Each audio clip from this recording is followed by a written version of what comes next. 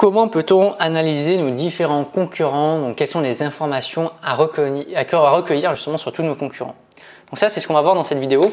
Donc première information à voir, l'identité de nos concurrents. Donc qui sont les dirigeants? Bon, ça vous pouvez voir, vous pouvez le savoir en regardant sur internet. Mais surtout le plus important, quelle est l'enseigne qui fait partie de vos concurrents? À quel groupe est-ce qu'il appartient? Quelle est sa taille? Donc je vous rappelle que la taille d'une entreprise, c'est quel est son chiffre d'affaires annuel, quel est son effectif approximatif et quelle est sa surface de vente. Est-ce que c'est un supermarché? Est-ce que c'est un hypermarché? Est-ce que c'est une GSS ou est-ce que c'est juste une petite boutique, un petit commerce?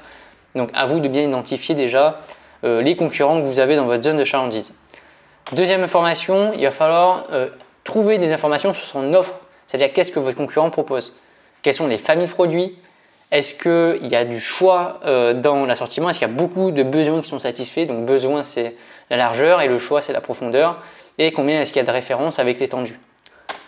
Autre information à recueillir concernant la distribution. Quelles sont ces méthodes de vente? Est-ce que c'est uniquement du libre service? Est-ce qu'il y a du libre service assisté? Est-ce qu'il y a de la vente traditionnelle? Est-ce qu'il y a des distributeurs? Est-ce qu'il y a une autre méthode de vente qu'on ne connaît pas encore?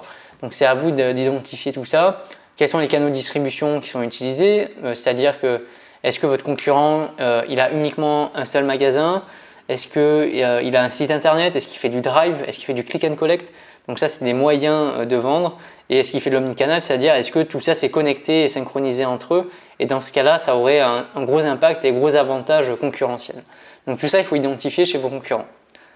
Autre information maintenant, et là vous reconnaissez un petit peu le mix marketing ici. Si on a le produit, là on a la distribution, maintenant on a la communication. Donc est-ce que vos concurrents font de la communication? C'est-à-dire est-ce qu'ils ont des supports? Est-ce qu'ils ont des gros panneaux de 4x3 dans la ville qui permettent de communiquer sur leur enseigne? Est-ce qu'ils ont des réseaux sociaux qui sont très étendus, donc une page Facebook au niveau national et au niveau local? Quelles sont les publicités que vous recevez? Donc cela, ce qui est important et ce qui est très utilisé dans les magasins, c'est d'aller chez votre concurrent, de prendre les brochures, les catalogues et de voir un peu ce qu'ils proposent.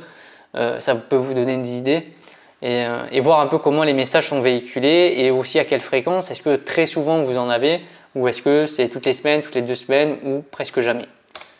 Et après concernant le commerce, donc des fois des informations qui sont un peu compliquées à avoir, c'est essayer de trouver leur part de marché, leur chiffre d'affaires annuel et globalement leur panier moyen. Donc ça c'est des informations qui sont parfois un peu difficiles à trouver, mais si jamais vous trouvez des grandeurs de mesure, en moyenne à peu près combien est-ce qu'ils font, c'est des bonnes informations à recueillir sur vos concurrents. Pour analyser ces concurrents, il y a différents indicateurs de comparaison qu'on peut utiliser. Donc le premier c'est le panier moyen. Donc le panier moyen c'est tout simplement, pour rappel, le chiffre d'affaires en moyenne pour chaque passage en caisse. Ce qu'on appelle des fois débit client, ça dépend des enseignes.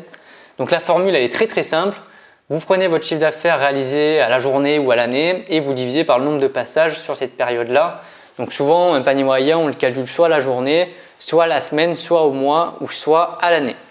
Donc dans ce cas-là, vous prenez, si vous voulez un panier moyen à la journée, vous prenez le chiffre d'affaires que vous avez réalisé en une seule journée et vous le divisez par le nombre de clients que vous avez eu dans la journée, enfin le nombre de passages en caisse et ça vous donne le panier moyen en euros.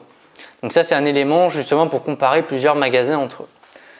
Deuxième indicateur, c'est ce qu'on appelle le rendement, donc c'est le chiffre d'affaires au mètre carré qui est réalisé. Ça c'est un indicateur qui est très utilisé pour évaluer la performance commerciale justement de chaque magasin, peu importe si c'est un supermarché, une supérette ou un très grand commerce, ça permet de savoir si vraiment on optimise notre espace.